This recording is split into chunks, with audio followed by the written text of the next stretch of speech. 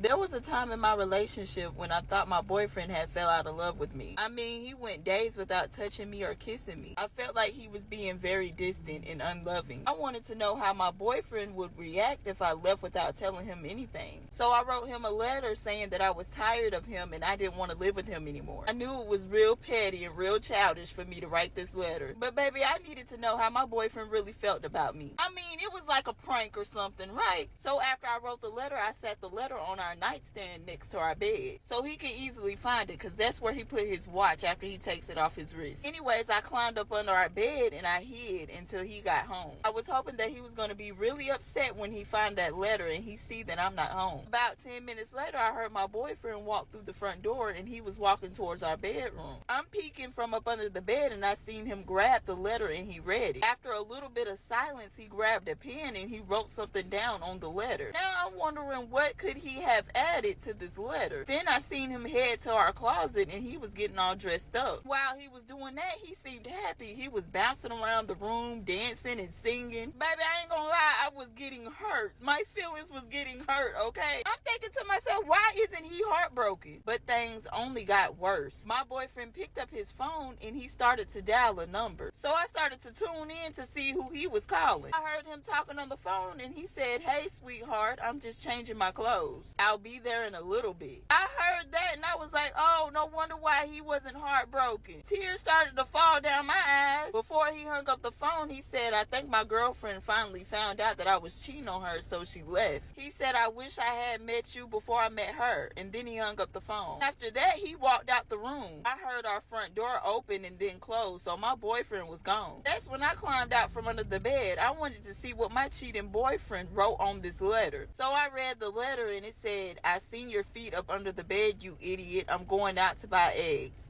So I remember when I was in the 8th grade and Miss Jones, our science teacher, she asked the entire class who can tell her which organ of the human body expands to 10 times its usual size when stimulated. Nobody raises their hand to answer this question. But Miss Jones, she liked to pick on me for some reason. So she looked at me and she said, "Taylor, can you please tell the entire class which organ of the human body can expand to 10 times its usual size when stimulated?" So I stood up out my seat because I thought the question was so inappropriate. I said, "Why are you asking us this question anyways? I have no problem with telling my parents, who have no problem with informing the principal, and you will get fired." Miss Jones looked at me and she told me to have a seat. So I sat back down in my seat. She asked the entire class the question again, and this time this boy named Tony raised his hand. So Miss Jones ended up calling on Tony. And he said, "Miss Jones, the correct answer is the iris of the human eye." Miss Jones looked at me and she said, "Very good, Tony, for answering the question correctly." Then she said, "Taylor, I have 3 things to tell you." She said, "First, it's clear that you have not done your homework. Second, you have a dirty mind. And last but not least, I fear that one day you are going to be very disappointed."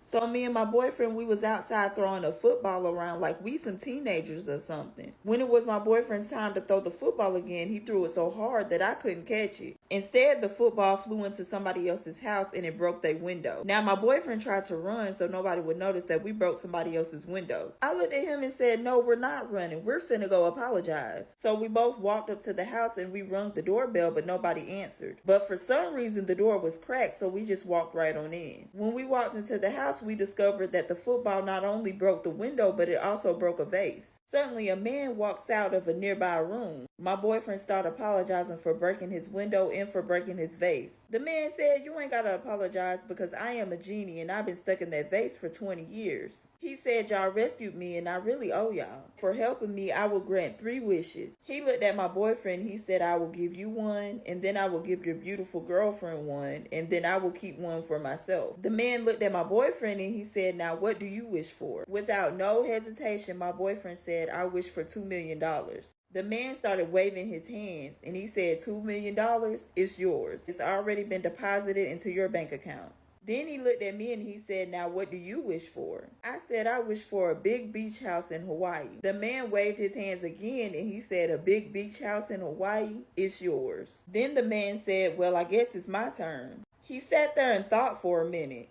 Then he looked at my boyfriend and he said, well, you know, I haven't been with a woman in 20 years. Would you let me make love to your girlfriend? I looked at my boyfriend and I shook my head, no. Then my boyfriend said, look, sweetheart, he gave us $2 million in a big beach house in Hawaii. You can at least make love to him. I finally agreed, and then I went back to a bedroom with the genie. After making love, I said, I can't believe my boyfriend let me do this. The man looked at me with a smirk on his face. And he said, I can't believe your boyfriend still believes in genies.